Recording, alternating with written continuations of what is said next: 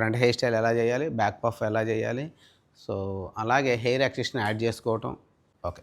So centre partition ఇదిగోండి, ర్యాండమ్గా నేను ఒక పార్టిషన్ తీసుకున్నాను. సో దీన్ని కరెక్షన్ చేసుకోవాలి అనుకుంటే రైట్ సైడ్ నుంచి నిలబడే నేను, సో ఇదిగోండి ఇలా పార్టిషన్ క్రియేట్ చేసుకున్నాను.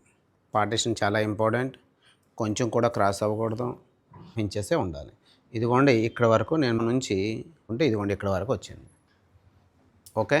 సో పార్టిషన్ డివైడ్ చేసుకుంటున్నాం. అలాగే ఇయర్కి ఎగ్జాక్ట్లీ మిడిల్లోకే రావాలి తీసుకొని ఇలా లాక్ చేసి పెట్టుకోవచ్చు నాట్లాగా. ఇదిగోండి ఇలా నాట్లాగా తీసుకొని ఇలా, అంతే కదా.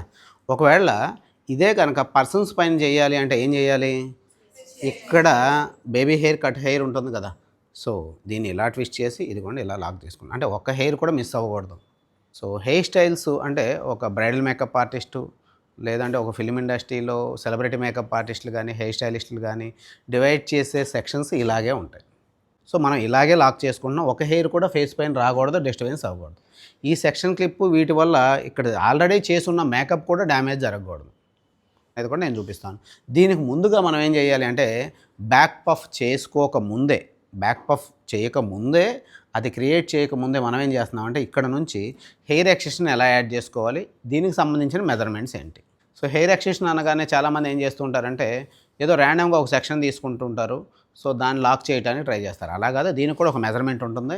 సో దీన్ని ఎలా చేసుకుంటున్నాం ఏంటి అనేది ఒకసారి చూడండి. సేమ్ యాస్టీస్గా సెంటర్ పార్టిషన్ ఇలా బ్యాక్ సైడ్ కూడా కంటిన్యూషన్గా వచ్చింది.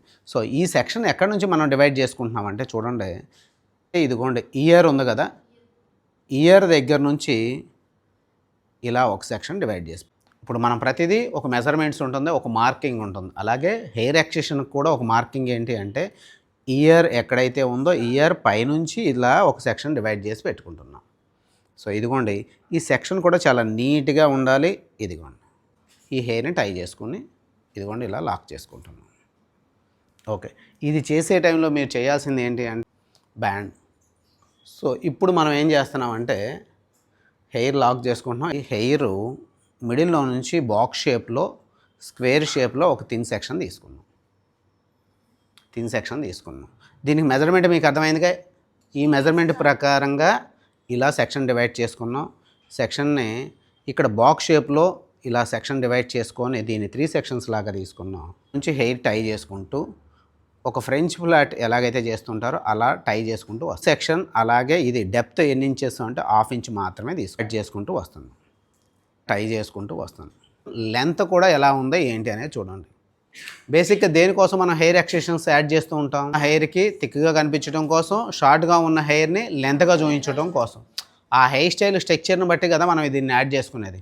సో దీనికి కూడా కొన్ని సైజెస్ ఉంటాయి. ఇదిగోండి హెయిర్ ఎక్స్టెన్షన్ 4 క్లిప్స్ వచ్చినాయి. సో దీని సైజ్ వచ్చేసేసి large size, so medium size, large size, XL. అంటే కొంచెం లెంతీగా కూడా ఉంటుంది. అంటే మినిమం 25 ఇంచెస్. సవరం గురించి మనం మాట్లాడుకున్నాం. బ్రైడ్కి పెళ్లి పూల జడలో ఎన్ని ఇంచెస్ సవరం వాడాలి అనుకున్నాం, 25 ఇంచెస్ వాడేవాళ్ళం కదా. సో ఆ లెంత్ వరకు రావాలి అంటే ఇంచెస్ పెంచుకుంటూ వెళ్ళటమే. ఓకే. సో ఇదే వీటిని ఓపెన్ చేసుకొని ఈ ప్లేస్లో ఇదిగోండి ఇలా హ్యాంగ్ చేసి ఇక్కడ పట్టుకొని ప్రెస్ చేయాలి. ప్రెస్ చేసే టైంలో ఫ్రంట్ ఫోర్ హెడ్ పైన కూడా ఒక ఫింగర్ హ్యాండ్ పెట్టుకొని ఇలా తీసుకొని ఇలా వేసుకున్నాం. లాస్ట్లో ఉన్న సెక్షన్ క్లిప్ కూడా ఇదిగోండి ఇలా ఓపెన్ చేసుకున్నాం, ఈ ప్లేస్లో హ్యాంగ్ చేసాం. సో దీన్ని కూడా లాక్ చేసుకుంటున్నాం. ఇది ఎంత స్ట్రాంగ్గా ఉందో ఇలా చేసుకోవటం వల్ల ఇది ఓపెన్ అయ్యే అవకాశం ఏమైనా ఉంటుందా? ఓకే. సో ఇది ఎందుకు లీవ్ చేసామన్నది, ఇది కవర్ అయిపోతుందిగా ఇలా. సో ఇలా కవర్ అయ్యేలాగా ఉండటం కోసం మాత్రమే మనం దీన్ని ఈ ఎడ్జెస్లో ఇలా సైడ్స్ లీవ్ చేసుకోవాలి.